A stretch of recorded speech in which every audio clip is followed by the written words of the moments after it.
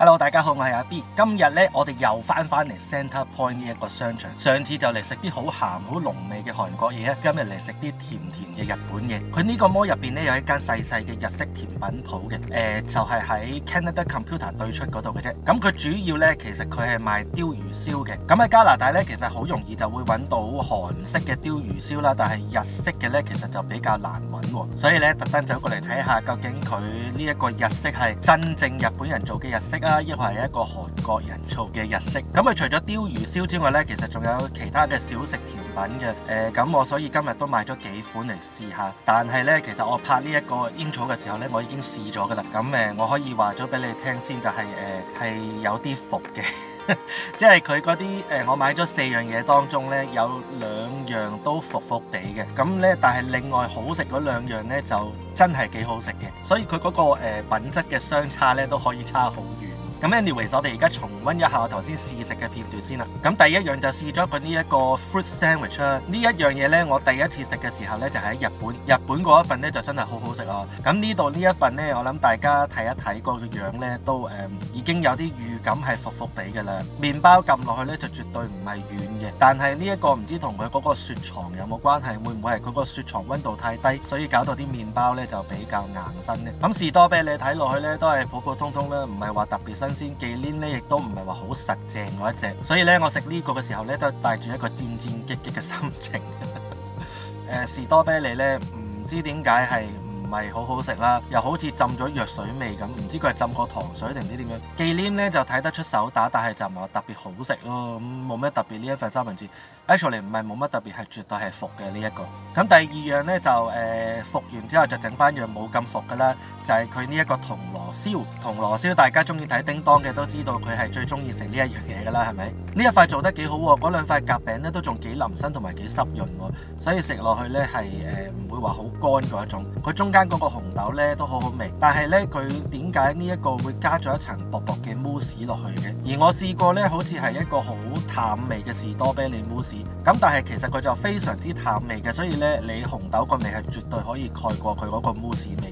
第3樣呢一個咧就睇落係服地，但係其實食落去咧就有啲驚喜喎，就係用咗呢一個鯛魚燒，但係就夾咗條腸仔入去，咁仲有少少芝士同埋有啲辣嘅茄汁。呢一個呢睇落去係唔係幾靚仔嘅，同埋條腸仔都冇乜特別，都係普通你超市買到嗰啲雞肉腸嚟嘅啫。但係呢，佢食落去嗰個感覺呢係幾特別幾好食，因為佢嗰個鯛魚燒佢本身嗰個粉漿做得好煙韌好濕潤啊，所以其實食落去混出嚟嗰個感覺呢係 OK 唔錯。但係呢，芝士呢就淨係見到頭尾呢度有嘅啫，中間係完全冇芝士。同埋如果多翻啲醬汁嘅話呢，呢個會更加好食，係有潛質嘅，但係呢，需要多啲醬汁同埋俾翻多少少芝士咯。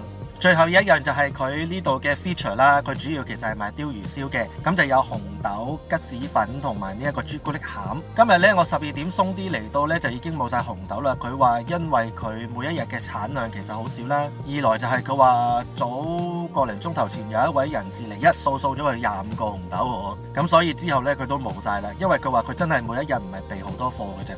如果大家食開韓國嘅鯛魚燒呢，你會發覺一咬落去就已經咬到餡嘅。咁啊呢一個呢，就係基本上餡呢就係比較少咯。見我咬落去呢，頭嗰度呢係頭2啖都冇乜餡，個吉士粉都幾香嘅，又唔會太甜。但係呢，我唔知係食慣咗韓國嗰隻好多餡，所以覺得佢少啊。因為佢本身其實係真係比較少餡呢。但係正如嗰個腸仔鯛魚燒呢，佢呢一個鯛魚燒粉係個粉漿係真係調教得幾好，好煙韌、好濕潤，同埋咬落去嗰個口感呢係真係好正。加埋個面又脆啦，所以係外脆內軟，係絕對做到呢一種效果嘅。咁我如果覺得佢係以賣鯛魚燒為主嘅呢，其實佢鯛魚燒係做得唔錯嘅。其他嘢呢，就真係佢可能為咗多啲種類啦，因為始終係一間商場入邊嘅店鋪，咁就係有待進步咧。其他嗰啲就真係咁。如果大家有興趣經過嘅，我覺得過嚟買條鯛魚燒食下都 OK 嘅，即係佢個粉漿我覺得係教得好過韓國嗰一隻咯。好啦，今日條片咧就短短地嚟到呢度先，多謝大家收睇啦。如果係中意嘅就記住訂閱、讚好、留言、分享咯。咁我哋下次再見啦。好啦，拜拜。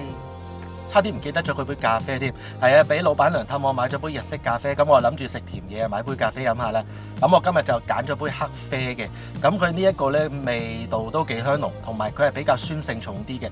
雖然我平時都好少飲酸性重嘅咖啡，但係佢呢一個酸性呢，又幾好喎，接受得到喎。佢唔會話留喺你個口腔入邊好耐嘅，即係你飲完之後有少少酸酸地咁，跟住呢，好快就冇㗎啦，嗰陣味係咯。